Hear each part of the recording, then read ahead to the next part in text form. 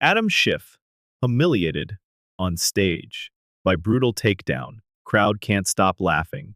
In a charged public address delivered recently in California, former President Donald Trump reignited a long-standing feud with Democratic Senator Adam Schiff. Speaking before a crowd of supporters, Trump opened the evening with an unfiltered critique aimed squarely at Schiff, a figure he has frequently associated with the now infamous Russia investigation. Trump wasted no time.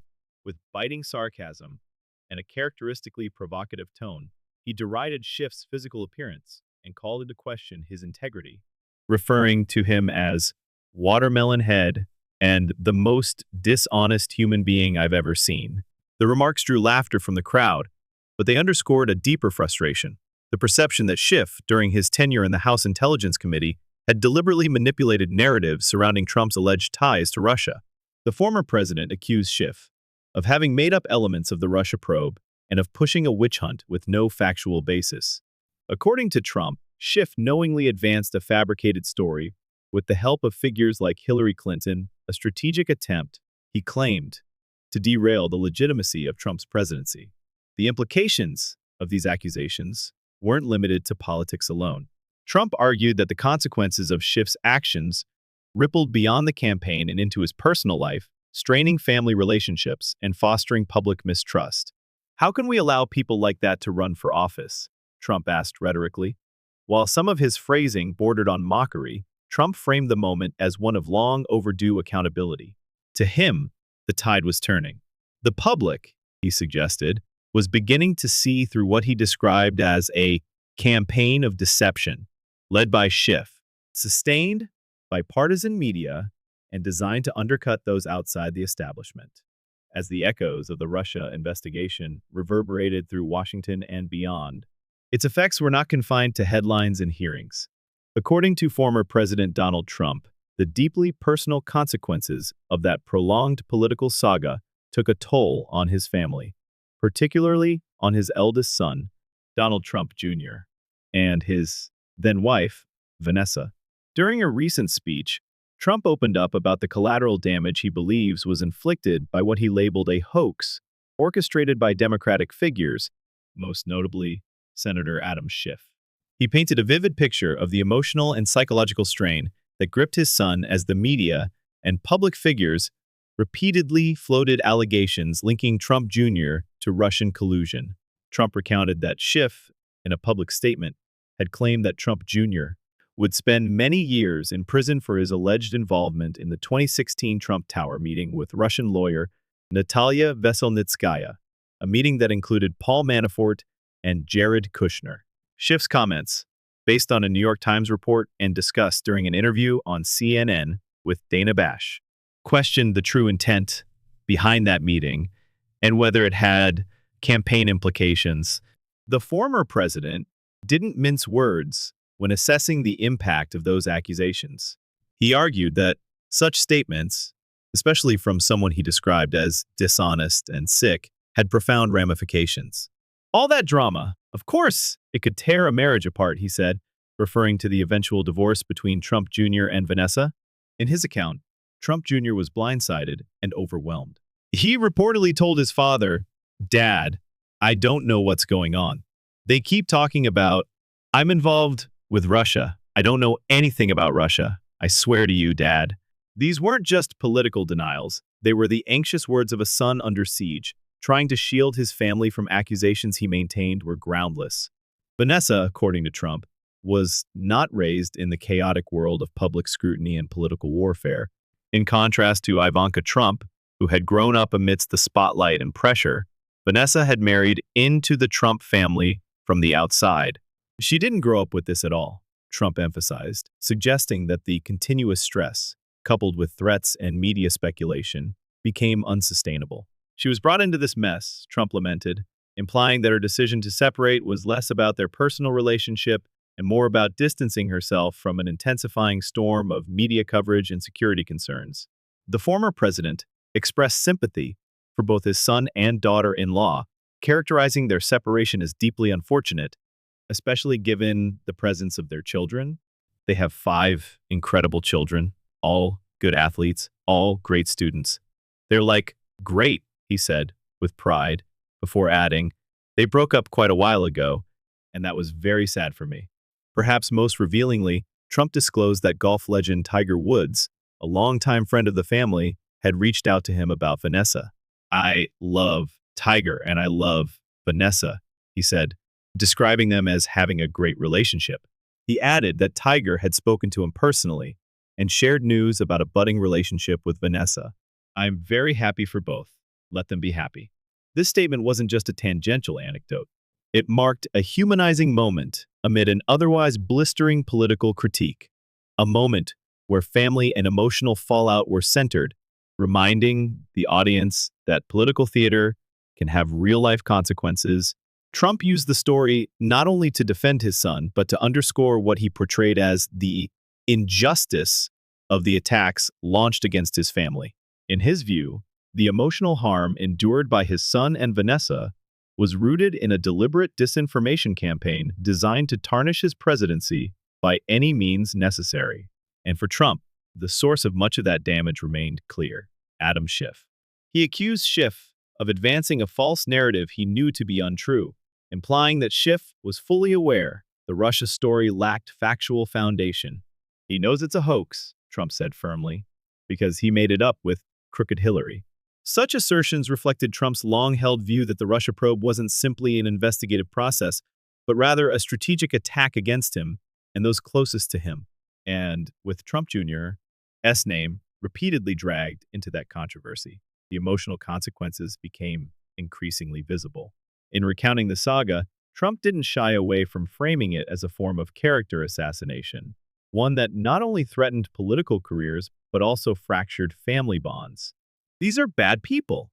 These are sick degenerates," he said, referring again to those he believed propagated the collusion theory. The former president's rhetoric may have been coarse, but behind it lay a potent message. Political warfare, when weaponized through media and public figures, doesn't just stay in Washington. It seeps into homes, upends lives, and in some cases, tears families apart. In Trump's telling, Schiff's decision to speak publicly about Trump Jr.'s supposed criminal liability, all while allegedly knowing the claim was baseless, was not just reckless, but cruel. "Think of that statement," Trump said, incredulously. "Apparently, I didn't know this, but apparently that was one of the reasons why Donald Trump Jr. and his ex-wife Vanessa ended up breaking up." For Trump supporters, this narrative reinforces a common theme: that the political establishment and mainstream media operate without regard for the human toll of their accusations. For critics, it's a calculated attempt to frame accountability as victimization. Regardless of where one stands politically, the events, as described by Trump, offer a sobering portrait of how personal relationships can become collateral damage in high-stakes political conflict. And if Trump is right in his assessment, then the cost of that conflict was not just political fallout, but a fractured family, shaped as much by public perception as by private pain. As political tensions escalated during Donald Trump's presidency and continued through his post-White House influence, one figure repeatedly emerged as a consistent antagonist in his public rhetoric: Senator Adam Schiff. What had once been a fierce policy disagreement had, by now, evolved into a full-blown war of narratives. Schiff, a high-ranking Democrat known for his role in the House Intelligence Committee and later the January 6th hearings, had publicly aligned himself as a watchdog against what he perceived as corruption and abuse of power within the Trump administration. Trump, on the other hand, saw Schiff not as a principled critic, but as the architect of a smear campaign designed to damage him and those close to him. This adversarial relationship came to a head in a particularly contentious chapter involving the financial markets, specifically Trump's tariff policies and their impact on stock performance. In one of his recent broadcasts, Trump took the opportunity to lambaste Schiff for announcing a formal investigation into whether members of the Trump administration had profited from insider information regarding tariff policy changes. Schiff had accused the former president and those around him of potentially benefiting from knowledge that was not yet public, an allegation Trump firmly denied. Schiff's statement was unequivocal. He released an open letter addressed to the White House and the Office of Government Ethics, calling for an urgent inquiry into possible insider trading. The letter focused on Trump's decision to ease tariffs on imports, a move that had caused the financial markets to rebound sharply after a period of volatility. Schiff implied that members of Trump's circle could have taken advantage of the timing for personal financial gain. Trump responded not with legal rebuttal, but with scorn and ridicule. He pointed out that his statements regarding market trends and tariffs had been made in full public view, not behind closed doors or in private memos. This is literally the opposite of insider trading, Trump quipped. I tweeted it. I told everybody. Indeed, during the market downturn, Trump had publicly encouraged Americans to buy, asserting that it was a great time to invest. He quoted financial leaders like J.P. Morgan CEO Jamie Dimon, who echoed the sentiment that the market would rebound under stable policy conditions. For Trump, Schiff's inquiry was not about protecting ethical standards. It was personal. It was, in his view, a continuation of a years-long vendetta, one that began with the Russia investigation and now sought new life through fiscal accusations. He's just pissed because he missed the dip, Trump said sarcastically, referring to Schiff's supposed frustration with not profiting off the market rebound himself. But behind the satire was a serious assertion that Schiff and other Democrats were engaging in selective outrage. Trump noted that figures like Nancy Pelosi had long been scrutinized for potential insider trading, yet no official action had ever followed. Let's see how many Democrats sign on to a special counsel to investigate all members of Congress for insider trading, he challenged. Not just me. Schiff, meanwhile, maintained that his concerns were rooted in a pattern of opacity and financial conflicts that extended beyond partisan politics. He cited the use of executive powers, in particular, Trump's invocation of the International Emergency Economic Powers Act, as a way to enact sweeping tariff changes without legislative oversight. This, he warned, created fertile ground for abuse. There's all too much opportunity for people in the White House and the administration to be insider trading, Schiff said. In a media appearance, you can't put it past them for a minute. He emphasized that under Trump's administration, ethics norms were often sidestepped. With various members of the president's circle involved in cryptocurrency ventures and financial dealings, and with Trump himself having promoted a meme coin, Schiff painted a picture of blurred lines between policy and profit. The pushback from Trump's supporters was swift and scathing. Many viewed Schiff's inquiry as a deflection from his own party's vulnerabilities. Trump-aligned commentators on social media and video platforms accused Schiff of hypocrisy, arguing that his targeting of Trump's financial conduct was inconsistent with his silence on similar concerns involving Democrats. It wasn't just financial ethics at the center of the storm. Schiff also took aim at Trump's judicial appointments and the ongoing legal strategies employed by the former president's allies. He questioned whether figures like Pam Bondi, who defended Trump vigorously during impeachment proceedings, would continue to promote the big lie, even under oath. Schiff's implication was clear, that loyalty to Trump might override legal objectivity. Again, Trump took the offensive. He recalled Schiff's role in the Ukraine phone call saga, where Schiff was accused of misrepresenting Trump's words to the Ukrainian president during a congressional hearing. He actually made up my words, Trump claimed. I've never even seen anything like that before. The whistleblower complaint regarding that call and Schiff's subsequent interpretation of it was, in Trump's view, another example of the same behavior, political theater dressed up as oversight. In public appearances, Trump frequently looped back to this moment, pointing out that the actual transcript of the Ukraine call, once released, contradicted Schiff's summary. He couldn't quote me directly because there was nothing wrong, Trump argued, so he made it up. To Trump, the problem wasn't merely partisanship, it was dishonesty.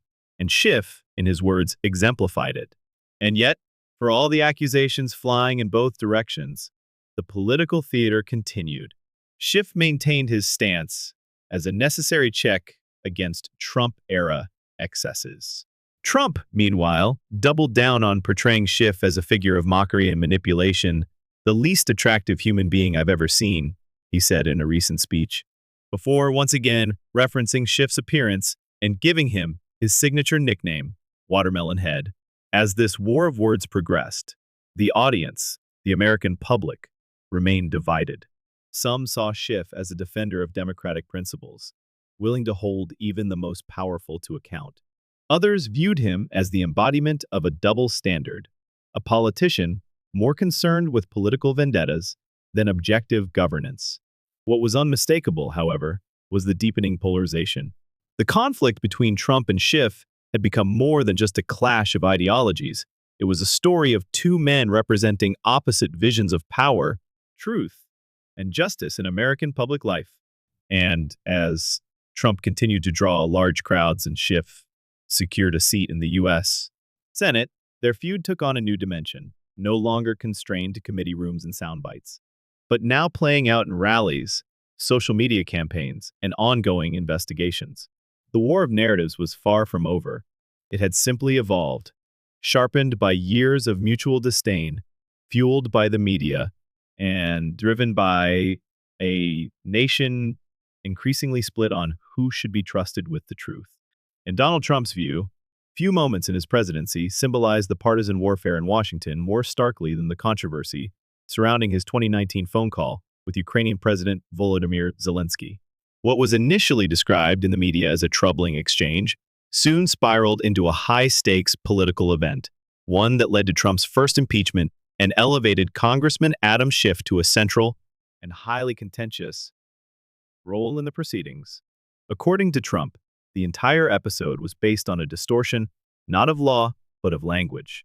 He recalled the events with increasing frustration during a recent address, referencing the now infamous whistleblower who had reported on the contents of the Ukraine call. The whistleblower alleged that Trump had used the call to pressure Zelensky into opening an investigation into Joe Biden and his son, Hunter. This, the complaint suggested, constituted an abuse of power and potentially a quid pro quo, U.S. military aid in exchange for political favors. Trump, however, vigorously denied the characterization and pointed to the official transcript of the call, which he later made public, as evidence that the conversation had been perfect. Perfect, he repeated with emphasis, noting that there was no language in the call that could reasonably be construed as coercive or improper. But what truly drew his ire was not just the complaint itself, it was what happened afterward. Enter Adam Schiff. As chairman of the House Intelligence Committee, Schiff was one of the most visible and vocal figures in the impeachment process. In his opening remarks at a televised hearing, Schiff offered what he called a parody version of Trump's conversation with Zelensky. He dramatized the call, adding words and tone that were not present in the official transcript. While Schiff later claimed this was meant as satire, Trump and his allies seized on the moment as a flagrant misrepresentation. He actually took my words and made them up, Trump recounted, incredulous. It was not even close to what I said. To Trump, this wasn't simply political theater. It was a deliberate attempt to mislead the American people. The fact that Schiff's rendition had aired on national television, in a formal setting no less, made it worse in his eyes. He read it to Congress. He read it to the people of the United States. And it's a disgrace, Trump declared. He argued that Schiff, unable to confront the reality of the call transcript, which didn't contain anything overtly incriminating, had resorted to fabrication to maintain momentum behind the impeachment push. The statement I made to the president of Ukraine, a good man, a nice man, was perfect, Trump said. But the whistleblower reported a totally different statement. That, according to Trump, was the crux of the crisis. A political system where narratives were more potent than facts. The whistleblower, whose identity was not publicly confirmed, became another focal point in the growing rift between Trump and his critics. Trump questioned the legitimacy of the complaint and accused intelligence officials of orchestrating a smear campaign under the guise of concern for national security. "We're trying to find out about a whistleblower," he said, suggesting that the complaint itself was motivated not by ethics, but by politics. The call, once made public, became a Rorschach test in American politics. For Democrats, it validated concerns that Trump was using his office to seek foreign interference in domestic elections. For Trump and his base, it proved that his opponents were willing to twist even a routine diplomatic exchange into grounds for impeachment. But Schiff's interpretation of the call, particularly the embellished summary, remained one of the most cited moments in Republican critiques of the impeachment process. Trump repeatedly framed it as evidence that the investigation had been built on a false foundation. He saw my call. It was so good that he couldn't quote from it, Trump said. So he made it up. To Trump supporters, this moment encapsulated their distrust of institutions. A sitting member of Congress had, in their view, dramatized a president's words in an official capacity and was not held accountable for it. Schiff defended his actions, claiming that the dramatization was never intended to be taken literally, but rather to illustrate the underlying concern. Nevertheless, the damage had been done. In an era where partisan divisions were deepening and trust in government institutions was declining, such symbolic gestures took on outsized meaning. Trump would later reference this event, not just as a point of grievance, but as a key moment in a broader campaign against him. The Ukraine scandal, followed by the impeachment, became central to his argument that entrenched political actors, what he often refers to as the swamp, would stop at nothing to remove him from power. Even after the Senate ultimately acquitted him, Trump continued to cite the episode as proof that Adam Schiff, in particular, was willing to cross ethical lines in pursuit of political gain. He characterized Schiff as one of the least honest people in Washington and returned often to the notion that Schiff had fabricated not only his summary of the call, but also the justification for impeachment itself. As the months passed, the narrative persisted. Trump's references to Schiff became more colorful, at times mocking his appearance, calling him watermelon head and deriding his neck and posture in speeches. While the tone may have veered into personal ridicule, the underlying message remained the same. Schiff, according to Trump, had not only misled the country, but had weaponized his authority to undermine a duly elected president. This wasn't just about reputations or hearings. In Trump's mind, it was a case study in what happens when elected officials are no longer bound by truth, when theatrics and media cycles take precedence over evidence and process. And in that telling, the Ukraine call wasn't just a political scandal. It was a symptom of something deeper, a crisis of credibility that, for Trump and his allies, came to define Adam Schiff's role in modern American politics. The whistleblower, the hearings, the dramatized speech, all of it converged into a narrative that Trump would revisit repeatedly, even after leaving office. In his speeches and interviews, the phrase perfect call became shorthand for what he believed to be his unjust persecution. And Schiff's role? It was cast not merely as opposition, but as deliberate subversion. This chapter of the Trump-Schiff conflict revealed something beyond partisanship. It exposed the widening chasm in how truth itself is defined and defended in public life. One side saw oversight and constitutional duty. The other saw performance and pretext. And caught in the middle was a nation struggling to discern whether the institutions meant to protect democracy had become the very tools by which its leaders waged war on each other. As the public rivalry between Donald Trump and Adam Schiff continued to unfold, it became clear that this was no longer just a political feud, it had become emblematic of a broader national divide. Their interactions, speeches, and accusations served not merely as isolated events, but as markers in a sprawling narrative war waged across platforms, headlines, and social media timelines. Each figure had, in many ways, come to represent more than themselves. Schiff, elevated through his role in the Russia investigation and the Ukraine impeachment proceedings, had positioned himself as a guardian of constitutional integrity.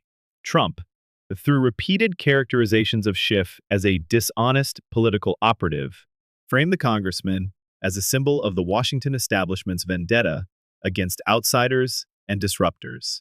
This dichotomy continued to sharpen as Schiff announced further action, a formal inquiry into whether members of the Trump administration had financially benefited from tariff-driven market fluctuations, alleging possible insider trading during periods of economic volatility.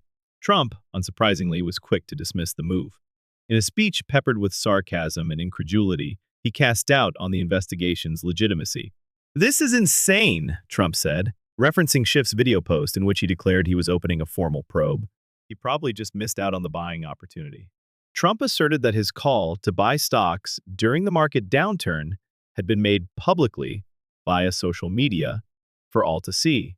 This, he argued, was the opposite of insider trading. That was to the American people, Trump insisted. It wasn't whispered behind closed doors, it was tweeted. Still, Schiff's investigation proceeded. In an official letter addressed to the White House and the Office of Government Ethics, he demanded transparency, whether the president or his family had advanced knowledge of policy shifts and whether they had used that information to gain financially. He also questioned the broader climate of self-dealing, citing examples of cryptocurrency promotion and allegations of financial entanglements between executive agencies and outside businesses. Trump supporters viewed this latest move as political harassment. To them, Schiff had transitioned from oversight to obsession. He's dedicating his whole life to resisting President Trump, one commentator said in a monologue, expressing disbelief at what he described as Schiff's fixation. Trump echoed that sentiment during his public appearances, repeating his claim that Schiff was not only dishonest, but mentally incompetent to serve. He's an unbalanced hack, Trump said, referencing media clips that accuse Schiff of clinging to debunked conspiracy theories, especially concerning Russian collusion. The conflict was no longer confined to press conferences and congressional hearings. It played out in nightly news cycles, viral videos, and Twitter threads. One side portrayed Trump as an authoritarian, dangerously unbound by norms. The other portrayed Schiff as a bureaucratic saboteur, weaponizing institutions for partisan gain. The media, of course, played a central role. Clips of Schiff speaking solemnly on cable news were juxtaposed against Trump rally footage filled with roaring laughter and pointed nicknames. In one such moment, Trump mocked Schiff's appearance once more. "How can that big, fat face stand on a neck that looks like this finger?" he joked, holding up his hand. "We call him Watermelon Head." The comment drew laughter, but it also drew criticism. For Trump's opponents, it was crude and unnecessary. For his supporters, it was cathartic, a verbal punch at a man they believed had helped sustain years of unjust investigations. But the spectacle of it all raised deeper questions. Had America's political system become so consumed by personality-driven drama that substantive discourse had taken a backseat? Was the growing hostility between elected officials undermining the very institutions they were sworn to protect? The answer wasn't obvious, but the consequences were real. One particularly striking moment involved a confrontation in the halls of Congress. When asked why he refused to stand during one of Trump's State of the Union addresses, a speech reportedly praised by a wide majority of Americans, Schiff offered no answer. "I need to go to a meeting," he said, walking away. The exchange, brief but telling, circulated widely online. Meanwhile, Trump continued to frame Schiff not only as politically motivated, but also physically and morally unfit. "He's a sick puppy," Trump declared. "He's one of the least attractive human beings I think I've ever seen, not just physically, but inside." Even amid harsh rhetoric, Trump returned to the idea of institutional accountability. He argued that Schiff's conduct during the Russia investigation, especially his willingness to read what Trump claimed were fabricated, quotes, should disqualify him from holding leadership positions. He read a phony call to Congress, Trump repeated. It was made up. As time passed, this narrative hardened. For Trump and his base, Schiff was no longer simply a political opponent. It was a cautionary tale about the misuse of government power. For Schiff's supporters, Trump's continuous targeting was viewed as an attempt to discredit lawful scrutiny. But perhaps most notably, Schiff had advanced politically despite the friction. He was elected to the Senate, a move that shocked many conservatives who had viewed his conduct during Trump's presidency as grounds for disqualification. "Can you believe it?" Trump asked during a rally. "That guy is now a senator?" The elevation of Schiff, juxtaposed with Trump's continuing influence over the Republican base, meant that neither figure was leaving the political spotlight anytime soon. Instead, both had become permanent fixtures in the American political consciousness avatars of two diametrically opposed visions of governance, justice, and truth. Even as Trump faced multiple legal challenges and Schiff moved into his Senate role, their mutual animosity remained a defining subplot of the nation's broader political story. It had become more than a feud. It had become a metaphor for the times, polarized, combative, and relentless. And yet, amid all the sound and fury, the country remained divided not only on the facts, but on the very idea of what counted as truth.